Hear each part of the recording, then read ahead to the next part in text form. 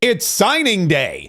Volodymyr Zelensky, president of Ukraine, he's here in the United States. He's headed to the White House, and early this morning, he's going to sign on the dotted line the Ukrainian agreement with the United States for rare earth minerals in return for, protection. And that is going to be the first step toward peace between Ukraine and Russia, something that Joe Biden was unable to do for 3 years. And let's be honest, probably didn't want to do anyway, because how can you and your cronies make money off of war when there's no war to be fought?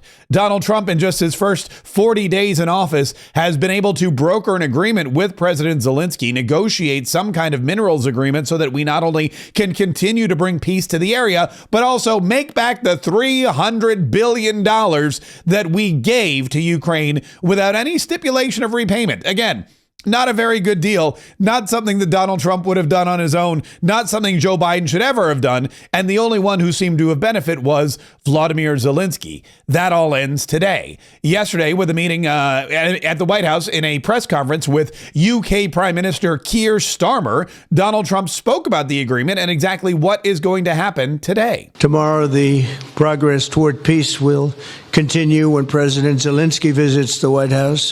He'll be here tomorrow in the early part of the day, and we'll be signing a historic agreement that will make the United States a major partner in developing Ukraine's minerals and rare earths and oil and gases. And we have a great understanding. I think it's going to be great for Ukraine. We're going to be at the site, and we'll be digging. We'll be digging. Yeah, this is it's a historic agreement for sure, and it's one that is a long time coming. And this is the reason why. This is one of the reasons why you have Donald Trump, a businessman with business savvy, realizing that you can bring peace through economic endeavors by tying the United States' economic interest to Ukraine, by handing over a percentage of those rare earth metals and giving us the ability to mine and dig and take advantage of the wealth that's underneath the earth there in Ukraine. We now are economically tied to that country, and by being an economic partner, we're of course going to have a substantial interest in keeping that country safe from any and all onslaughts of terror or attack from Russia or anyone else. And this is better than NATO in a lot of ways. When you look at what Donald Trump is offering Ukraine, it's a direct partnership, a direct collaboration with the United States. And that is, in my humble opinion, a much stronger situation than NATO would be. It's a much stronger deal for Volodymyr Zelensky than just NATO membership, because now it's a one-on-one, protection money type situation. And this is something that Stephen Miller from the Deputy Chief of Staff, Stephen Miller, was on with Sean Hannity on Fox News, and he did he really explained it very well. And he said, look, when we're talking about Ukraine, when we're talking about what's happening with this deal, here is why it is an incredible deal for all parties involved, especially the United States. What a genius, historic move that accomplishes two fundamental things at once. It creates a pathway for Ukraine to have American involvement and the security that comes with America's economic development in Ukraine. And at the same time, it repays America for all of the money that we've spent on Ukraine. And I would also add actually a third point, which is that it solves the U.S. strategic problem of inadequate access to rare earth minerals. Look at that. It keeps Ukraine safe. It pays back our money. And oh, yes, strategically, it's a great move for us because we have a deficit of rare earth minerals in our country, and we need to fix that. And this deal does all of those things. And of course, this is something that we've been working toward because Europe and the NATO allies who border Ukraine and share a continent with Ukraine, they've all been able to recoup their losses. Their funds that they funneled into Zelensky's army and his coffers and his piggy bank and his private equity and his Bitcoin. I don't even know where the money went. Nobody does. Half of the money that we gave to Ukraine has been unaccounted for. But in Europe, for some reason, their money seems to be fully accounted for and also fully paid back. And that's something that Stephen Miller said is, it's unfair, we'll say. Every other country in the West, but for a few notable exceptions, have been free riding on America's security shield for our entire lives. Canada is protected from invasion and incursion because of our security shield, as is Europe. We are paying for it. And what do we get in return? Unfair trade, tariffs, non-tariff barriers, VAT taxes, duties, the total blockage of our ability to sell cars all around the world. President Trump is saying you cannot take advantage of us anymore. You cannot accept all of our free defense help and then at the same time shaft us on trade and economics. So he's going to say we're going to rebalance our security arrangements. We're going to rebalance our financial arrangements. So we're not going to be 40 trillion, then 45 trillion, then $50 trillion in debt. We're going to bring our wealth and our jobs and our prosperity back. And we're going to have our critical industries and supply chains in America. All of this is about President Trump implementing his vision and his plan that Americans voted for. And that again continues today as Volodymr Zelensky comes to the White House to sign the deal. Now, the signature on the paper today is the first step. Apparently, there's some parliamentary procedures that Volodymr Zelensky claims he has to go through. I don't know what kind of parliament is left in Ukraine, but apparently there's some procedures they have to go through. And then, of course, the next step will be a ceasefire agreement and then hopefully an end to the war. And Donald Trump said, look, this war is going to end either very quickly or not at all. But once the United States partners with Ukraine, Russia's going to get the idea that this is now a serious investment and they're going to back off. There will be some concessions to be made on both sides, but that's how war goes. You can either fight forever and kill, or you can end and go on living peacefully in some kind of situation. Keir Starmer, who is the Prime Minister of the United Kingdom, was with President Donald Trump yesterday. And of course, this deal came up. A lot of things came up. A lot of questions came up about unfair trade with the UK. And can we work with can we work a trade deal that would be mutually beneficial to both sides? A lot of questions came up about, Ukraine and the repayments and NATO alliances and things like that. And Keir Starmer was very complimentary of President Donald Trump and the deal that he put together with Ukraine. Mr. President, I welcome your deep and personal commitment to bring peace and to stop the killing. You've created a moment of tremendous opportunity to reach a historic peace deal, a deal that I think would be celebrated in Ukraine and around the world. That is the prize. That is the prize. That is something that Keir Starmer and Donald Trump have been working toward, and that is something that, with the UK on board, the rest of Europe will slowly fall into place. Keep in mind, Donald Trump again has only been in office for 40 days, and last week he met with President Macron from France. This week it was Keir Starmer. Or wait, were they both this week? They may have both been this week. He's been getting a lot of visits from a lot of foreign leaders. And now with the new elections in Germany, there's going to be new leadership there. Europe will fall into place. As the UK goes, so goes the rest of the continent. So if Donald Trump and Keir Starmer can come to some kind of mutual agreement on Zelensky and trade and everything else, then the rest of Europe is going to do the same thing. Because that's how these things go.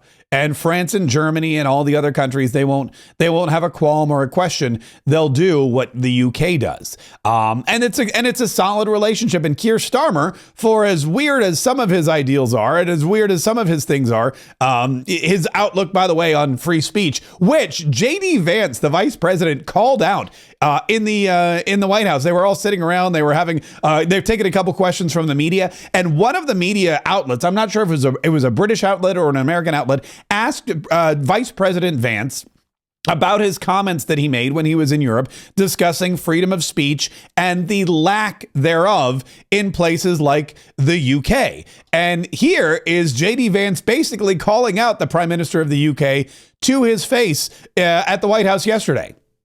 Look, I said what I said, which is that we do have, of course, a special relationship with our friends in the UK and also with some of our European allies.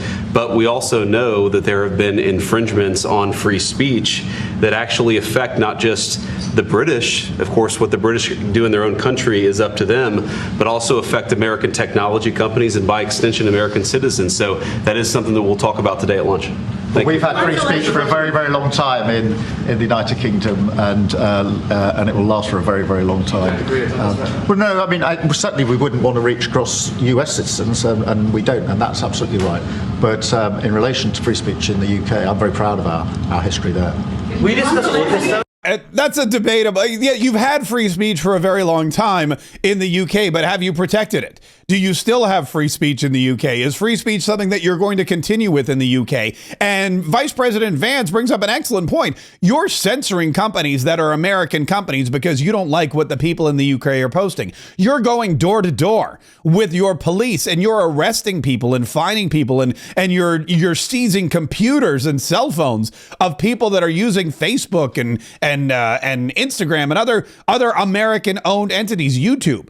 And that is a problem because now not only are you affecting free speech in what is supposedly a democratic society, but you're also now interfering with the United States' mercantile practices and American companies and their ability to post content and exercise their free market capabilities in a place that we all thought, was a free market. So I don't know how that conversation went, but again, it all seemed very civil in the end, and Keir Starmer seems very enamored with President Donald Trump. And it's not just Keir Starmer, it's the king, his Royal Majesty King, what's his name? Charles. I always forget which one's king these days. King Charles sent an invitation, and Keir Starmer was very excited about it, to President Donald Trump for a historic, one of a kind, never before done visit to the United Kingdom. Listen to this.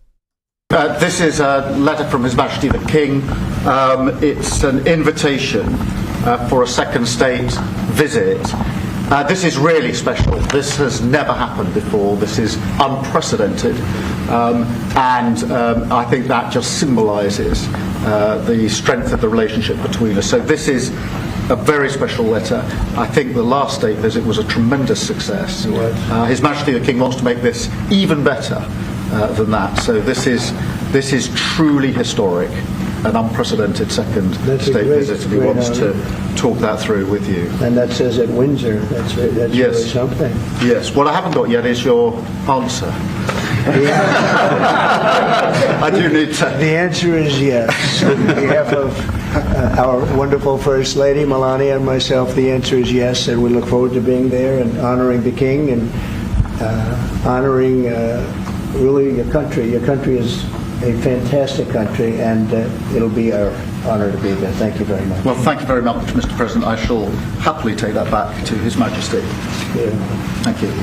Pip, pip, cheerio. Yes, thank you, Mr. President. I shall happily refer your kind wishes and accolades to His Majesty the King. It's very British. I don't know, it's very BBC is what those are the kinds of vibes I'm getting from it. But here's the reason it's historic. Never before in the history of the United States of America or Great Britain, which one of them is older than the other, never before in history has the king extended to a president a second state visit. But Donald Trump is a unique president. He was president for 4 years. He was not president for 4 years. He's returned to office for 4 more years. That's only happened one other time in our history, and I guess Grover Cleveland didn't warrant a second state visit, or maybe even a first one. I don't even know. But Donald Trump was invited by the king, I guess. Back then, it was probably the Queen, for a state visit. And now King Charles, of course, is going to have President Donald Trump, the most powerful man in the world, back to Windsor Castle for a state visit and making history as a two-time back-to-back state visits. The only president in history, of course, Donald Trump accepting that invitation on behalf of him and Melania and our entire country. One other big story that happened yesterday was regarding these Epstein files that were supposed to be released. And the Epstein files, we were told all day, were going to be released. Pam Bondi came out. We played you some clips yesterday. The Attorney General said, we believe that we will release some information tomorrow. And that would be yesterday. And yesterday began, and somewhere around midday, about 1 or 2 o'clock, a group of online influencers walked out. They emerged from the White House holding large binders, and the binders said the Epstein Files Phase 1, and they had the seal of the Department of Justice on it, and they were all smiling and posing with these binders.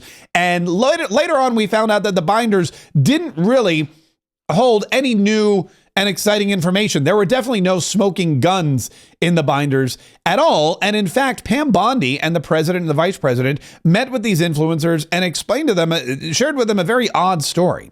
And the story goes that Pam Bondi, when she arrived at the Department of Justice, ordered the FBI to release every single file to her regarding Jeffrey Epstein, every single file to her regarding Epstein's client list and the flight logs and any video and audio recordings that they may have of Jeffrey Epstein, the entire case. And they delivered to her about 200 pages, which she thought was odd. Well, turns out a whistleblower from the SDNY, the FBI in the Southern District of New York, a very liberal and very powerful district, by the way, reached out to her and said, look, there are thousands and thousands of documents here in the Southern District of New York that you don't know about. They were never sent. The FBI has not released them. There's audio cassette recordings. There's video recordings. We have more information here than we know what to do with, and you were not given this information despite the fact that you requested it. So Pam Bondi fired off a letter to Kash Patel, her BFF and her new employee,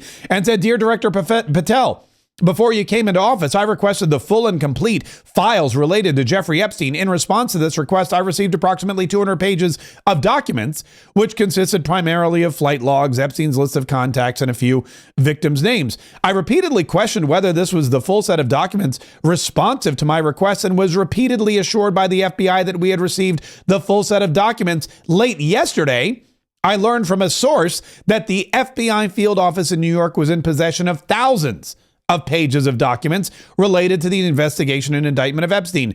Despite my repeated requests, the FBI never disclosed the existence of these files. When you and I spoke yesterday, you were just as surprised as I was to learn this new information. She then went on to demand that these files, that this information be released to her by end of business today. So that's not a lot of time for those files to go from New York to Washington, D.C., but she wants all of them. She also wants an investigation into the Southern District of New York as to why those files were never released pursuant to her request. There is going to be much more on this story to come. There's going to be much more with President Volodymr Zelenskyy as he arrives at the White House about 11 a.m. today to sign that historic agreement and begin peace between Russia and Ukraine. There is so much more that we cover every single day, and that's why we have a second daily podcast entitled Mark Kaye Saves the Republic. And if you have not yet downloaded or listened to that podcast, please accept this invitation, pip, to find it on your local podcast platform, wherever you like to go, Spotify, iTunes, wherever you prefer to listen to podcasts. Search Mark Kaye Saves the Republic. It'll pop right up. Mark Kaye Saves the Republic. Download, listen, and enjoy.